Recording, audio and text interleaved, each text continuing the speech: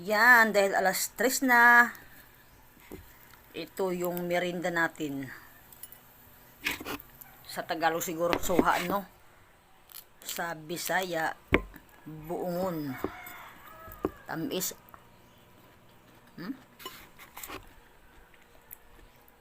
Matamis. Lalo na, masarap pag may asin. Ito yung mga merienda na pwede lang hingiin. Diba, di na kailangan bilhin. Kaya swerte tayo pag meron tayong mahingian nito or may tanim tayo. Dati may tanim kami nito yung hindi pa kami binagyong ulit dito. Pero ngayon wala na. Nagtatanim pa lang ako ng ganito, tsaka yun, maliit pa talaga.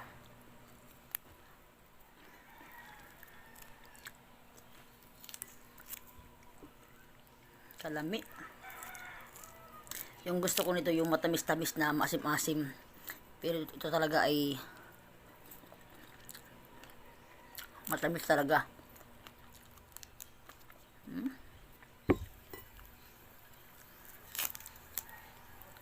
Maliliit lang siya, pero yung talaga, yung laman niya ay bongga kaayo.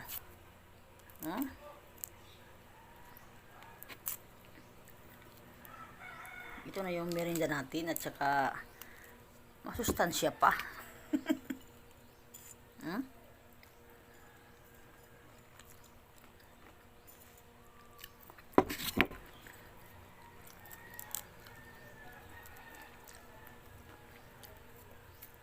Dala ito ng partner ko kahapon.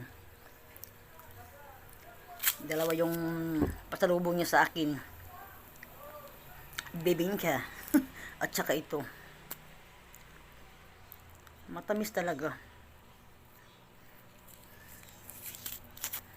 Ito na yung merienda natin. Hindi na tayo bibili ng merienda sa tindahan.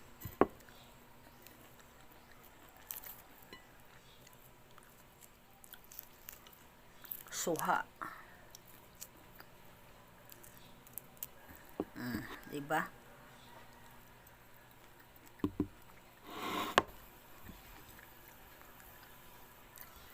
At kararating ko lang galing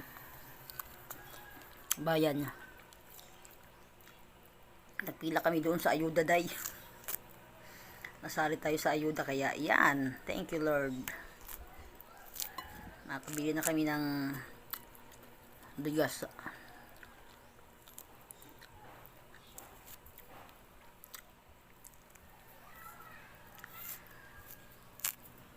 Tamis talaga.